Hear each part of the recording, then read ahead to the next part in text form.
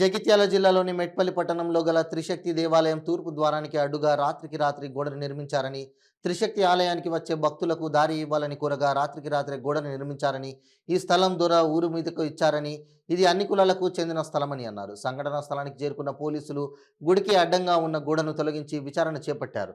త్రిశక్తి దేవాలయ committee chairman Dyavanapalli Rajaram అన్నారు. దేవాలయం ముందు ఉన్న ఖాళీ స్థలం అన్ని దేవాలయాలకు సంబంధించిందని, ఎమ్మెల్యే, ఊరి పెద్ద మనుషులు, పోలీసులు చొరవ తీసుకొని ఇలాంటి సంఘటనలు మళ్ళీ పునరావృతం కాకుండా చూడాలని కోరారు. జై భవాని. ఏదైతే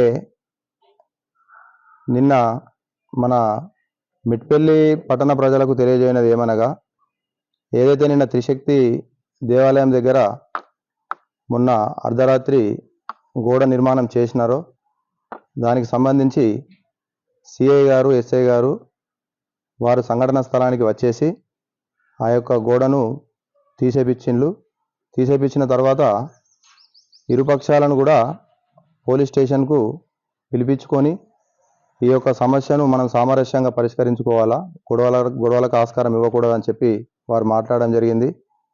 అలాగే 22 తారీఖు నాడు అన్ని కుల సంఘాలకు సంబంధించిన పెద్ద మనుషులను పిలుచుకొని ఈ యొక్క సమస్యకు పరిష్కారం చేద్దామని చెప్పి వారు మాట్లాడడం జరిగింది.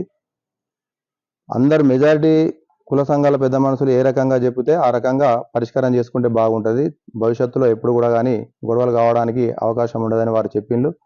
దానికి ఇరుపక్షాలను కూడా ఒప్పుకోవడం జరిగింది. ఒప్పుకొని 22 తారీఖు నాడు సమావేశం అవుదామని చెప్పినాము.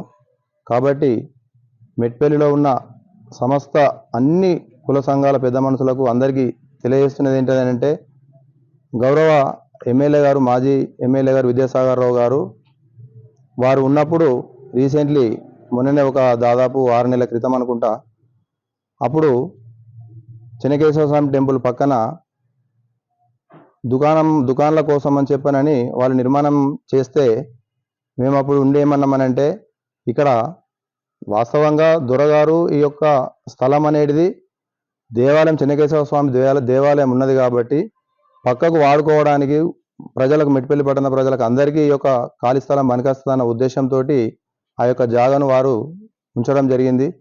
కాబట్టి అనుకోకుండా మేము ఇక్కడ త్రిశక్తి దేవాలయం నిర్మాణం చేయడం జరిగింది.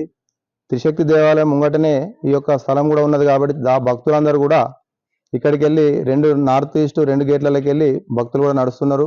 అంత సామరస్యంగా నడుస్తున్నది. అన్ని రకాలుగా కూడా ఎలాంటి ఇబ్బంది లేకుండా నడుస్తున్నది. మంచి వాతావరణం నడుస్తున్నది. అక్కడ ఇంద్రసేన వాళ్ళు కూడా వినాయక నవరాత్రులు చేస్తారు, ఘనంగా అన్నదాన కార్యక్రమం చేస్తారు. అలాగే మేము కూడా త్రిశక్తి దేవాలయం తరపున దేవి నవరాత్రులు అయినప్పుడు మేము కూడా అన్నదానం చేస్తాము. మంచిగా 9 రోజులు దాండియా ప్రోగ్రాం నడుస్తుంది, ఘనంగా కార్యక్రమాలు జరుగుతున్నాయి. సంక్రాంతి అప్పుడు ముగ్గుల పోటీ కార్యక్రమం నిర్వర్తిస్తున్నారు ఇక్కడనే. మంచి ఆ ముగ్గుల పోటీ కూడా పెద్ద ఎత్తున మన బజరంగ దళ వాళ్ళు కానీ వాళ్ళు చేసిపోతున్నారు. అది కూడా బ్రహ్మాండంగా నడుస్తున్నది. చెన్నకేశవ స్వామి టెంపుల్కు సంబంధించినవి కూడా ఎవ్రీ ఇయర్ అక్కడ కార్యక్రమాలు జరుగుతాయి. అవి కూడా బ్రహ్మాండంగా జరుగుతున్నాయి. కాబట్టి అప్పుడు వాళ్ళు దుకాణాలు నిర్మిస్తామనంటే ఎమ్మెల్యే గారితో, సార్ ఇట్లా చేస్తే ఇక్కడ దుకాణాలు నిర్మిస్తే రేపు ఈ యొక్క కళ పోతుంది, ప్లేస్ ఓపెన్గా ఉంటేనే బాగుంటుంది అని చెప్పి వారికి మేము చెప్పడం జరిగింది.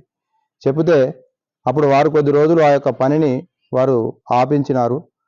ఆపించిన తర్వాత మళ్ళీ వాళ్ళు చెన్నకేశవ స్వామి దేవాలయంకి వెళ్ళి ఏదైనా దేవాలయానికి ఆదాయం ఉంటుందని ఎమ్మెల్యే గారికి బాగా ప్రెషర్ చేస్తే వారు మమ్మల్ని పిలుచుకొని, సరే ఎందుకు వట్టిగా ఒక 5 దుకాణాలు ఇట్లా కడతారు, మనకు అమ్మవారి టెంపుల్కి పోవడానికి వే ఉంటుంది కాబట్టి దీనికి ఏదైనా ఆదాయం కూడా దేవాలయానికి అవుతుంది కాబట్టి ఒప్పుకోరి, ఎందుకు వాటిగా కాంట్రవర్సీ ఎందుకు, గొడవలు ఎందుకు, అటు ఎందుకు పోవడానికి వే ఉంటున్నది కదా అమ్మవారి టెంపుల్కు అని చెప్పి వారు చెప్పడం జరిగింది.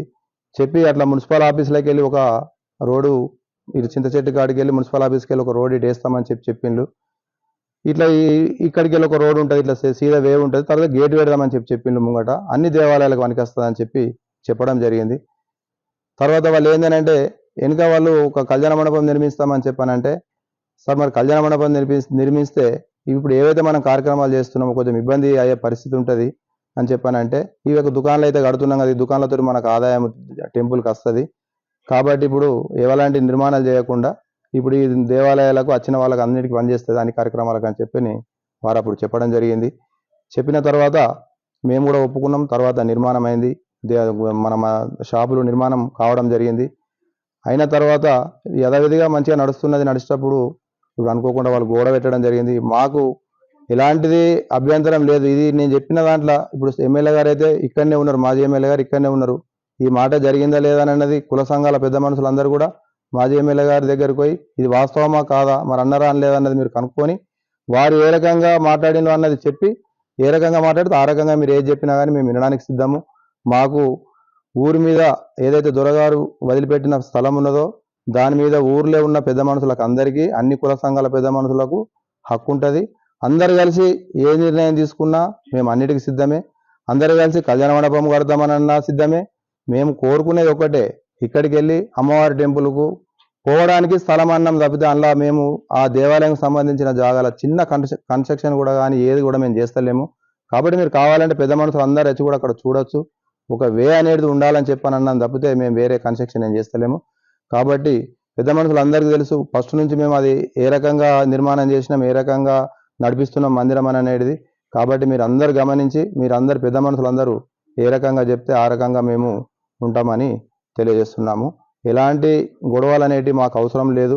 అందరు ఊరి మీద ఉన్న పెద్ద మనుషులందరూ ఏ రకంగా చెప్తే మేము ఆ రకంగా వింటాం తప్పితే అభివృద్ధికి అనే దానికి దేనికి కూడా మేము అడ్డురామని తెలియజేస్తున్నాము.